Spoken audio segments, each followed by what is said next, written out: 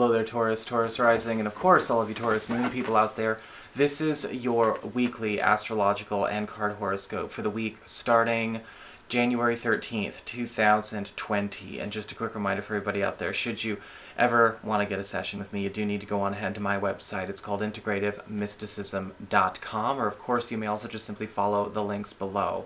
So what is going on when it comes to your astrology over the course of this coming week?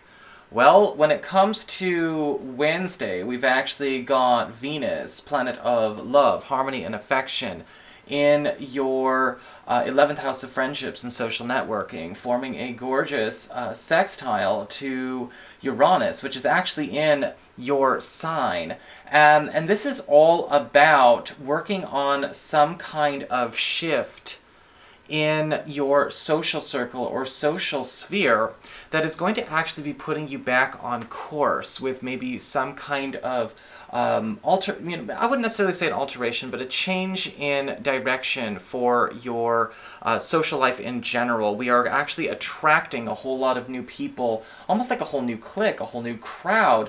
And on Friday, with Mercury in your 10th house of career, sextile to Chiron in your 12th house, we have something going on where a lot of you are getting a chance to maybe step up, to have some kind of breakthrough that is allowing you to start to bring out a side of yourself that you keep painfully hidden from your work or from your field. Sometimes Chiron in our 12th house can talk about areas that we don't necessarily get to put a lot of time, energy, or money into that actually still qualify as passions or even potential professional passions. But with Mercury involved, we have a chance to start to experience it, to live it, right? Mercury in the 10th house is trying to speed up our acquisition of wealth, as well as how we make our mark on the world itself. And what I like about this for you with both of these aspects is that we're kind of lifting a lot of you Taurus people out of a rut, out of a social rut, out of a professional rut. We are kind of extracting you from one space that ultimately I think is kind of done. It's played out its story.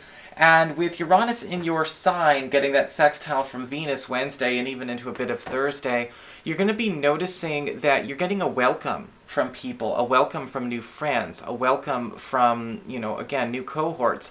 But it's also important to understand that sometimes Uranus can feel disruptive. So not everyone's going to understand, or even you yourself may feel like this is a tad destabilizing, a tad uncomfortable. There's a no going back moment that's going to be very apparent to you this week, but it's kind of jumping from one ledge to a new ledge, and you're going to realize, like, as soon as we're across the river or we're across the fissure, you're actually in a much better space. It's actually a really, really cool thing. You've just got to be okay with not being able to go back. When we talk about Mercury in the 10th house sextile to Chiron, remember, a lot of you are going to get a chance to start even doing a job or doing the work or doing the doing the duty that you always wanted to do, whether it's for your company or within your field or even something else. We're finally getting back in touch with either a dream or an ideal that is very deeply personal. It's not something that's been maybe colored by what is practical or what is lucrative or what is, a part of this job. It doesn't mean it's going to be impractical. It doesn't imply that it's going to suddenly be not paying as much either. Please don't jump to the opposite end, right? We don't split and go black and white.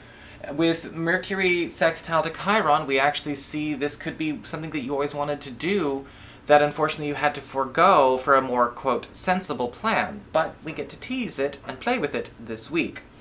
So what's going on when it comes to your cards? Well, before I get to that, remember, if you are looking for a certain video, I want you to make sure that you check out my main channel page and just scroll down and go to the playlists, or you can follow the link below to any video that you're looking for. I've got a special video on how to find videos that you might be missing. And don't forget, I also uploaded clips that I extracted from the monthly horoscopes for January, talking about the eclipse and Saturn conjunct Pluto, and those are available as well. So again, go to the main channel page for that. My main channel page, not yours. So what's going on when it comes to your cards?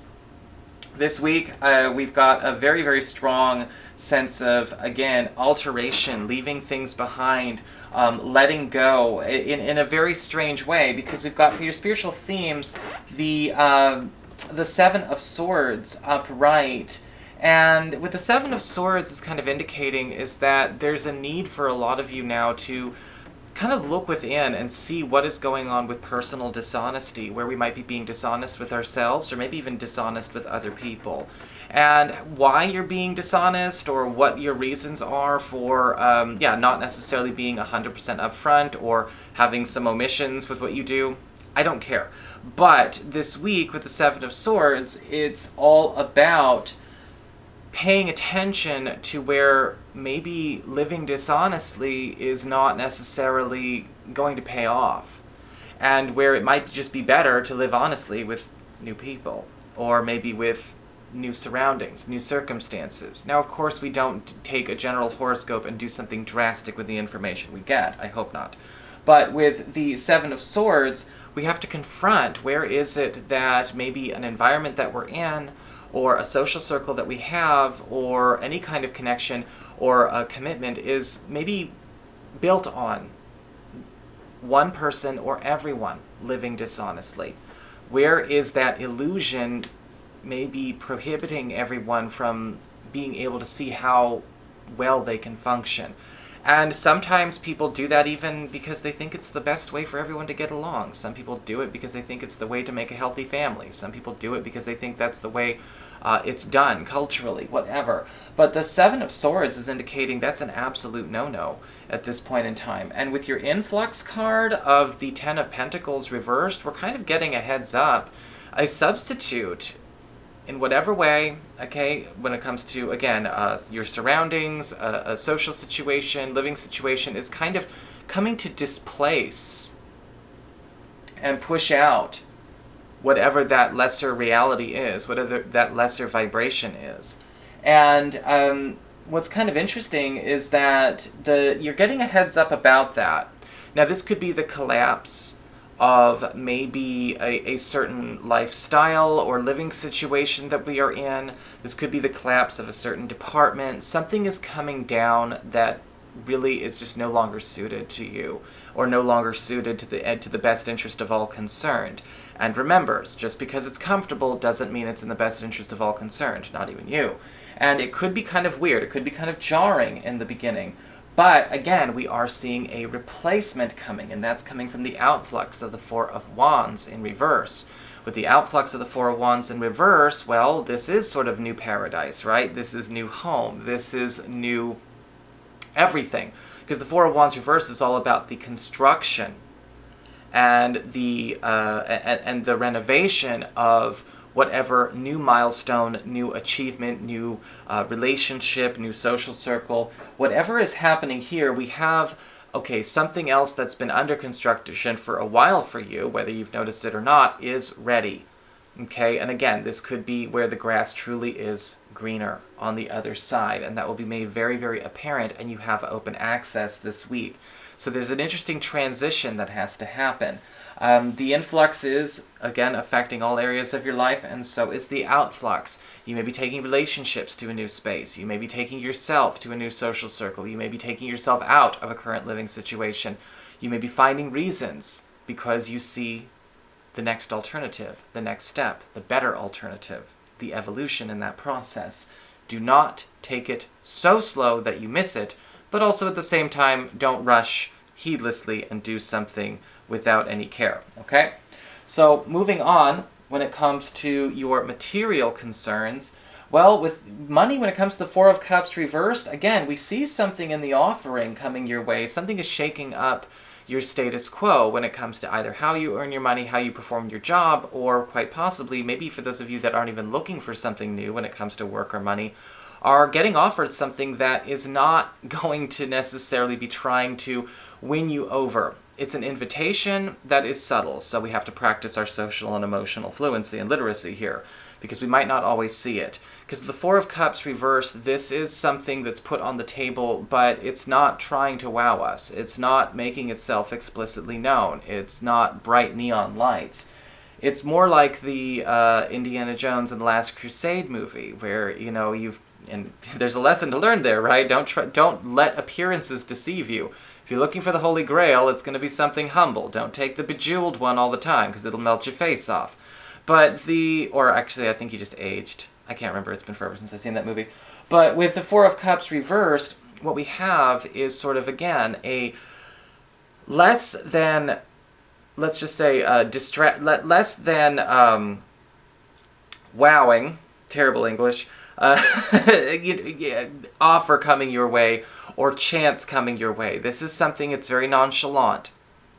It's not going, it's not going to grab your attention, but at the same time, it's something that you want to consider doing. We think about that Mercury in the 10th house sextile to Chiron in your 12th house. It seems like something small coming, that's actually, it's a big thing coming in a small package. It's a blessing in disguise.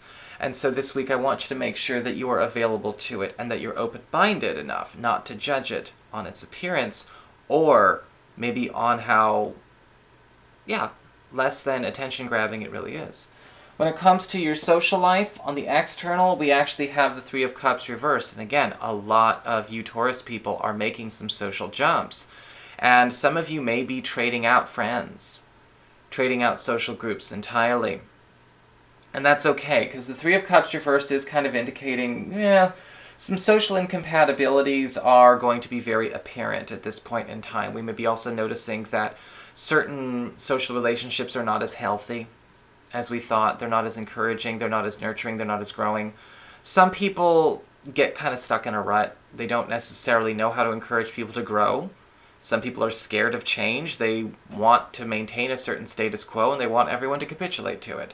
Sometimes it's very hard with certain friends to be able to see how far we can go in our careers or in our relationships or even in our personal growth because, well, this person might have a very stunning aversion to change, and that means the more time we spend with them, the less time we're working on our growth and change and evolution and improvement and expansion of all other areas of our life. You may come to that realization about a couple of people, and you may decide you're going to adjust your social circle accordingly. For your relationships when it comes to romance, we actually have the Page of Swords in reverse. And there's going to be something going on I want you to be very careful with. There's going to be sort of a story fleshed out that's not been made complete. And I'm not sure what that means in the context of your individual relationship. Remember, run, don't walk from any horoscope reader who's reading for thousands of people and says they're giving relationship advice for you personally in a reading for general people. Please. General audiences, no. But with the Page of Swords reversed, there does seem to be something going on where a story that was maybe not told in completion is getting fleshed out. And this could be about a partner. This could be about you. This could be you deciding to do that, right? Everyone's starting to live a bit more honestly this week with that Seven of Swords, or at least that's the advice. We also have something getting fleshed out about family, something getting fleshed out about backgrounds. The Page of Swords reversed is about correcting misunderstandings by making sure that we no longer believe the rumors, or again, believe half-truths. Now, this does not have to be a stressful week when it comes to that, but certain people may not necessarily feel comfortable having all of that come out of whatever closet they're keeping it in. Sometimes we find out things about a person's past, or we find out that the way a person told us a story is not necessarily 100% true. Sometimes we find out that maybe what they told us in the first place is only their rendition of it, but there is a perfectly valid other rendition of it as well.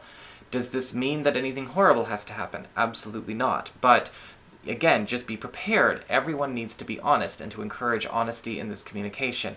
This may not even be about a partner or a crush. This could be something that you both are confronting together. Maybe something you're confronting about a friend, a mutual friend, right? We could be dealing with this Three of Cups thing together. Or we could be dealing with this as it relates to one of our kids, or again, a relative or an in-law. It's important to keep an open mind, but it's also important to be calm, objective, and centered. All right, we don't want to lose ourselves in this process. This is something we have to be okay and have to be ready to handle so that we don't have to deal with it again. So that is your horoscope. I hope you enjoyed it. If you did, don't forget to like, share, and subscribe. Y'all know I appreciate it. And if you ever wish to get a session, you can always go to my website. It's integrativemysticism.com.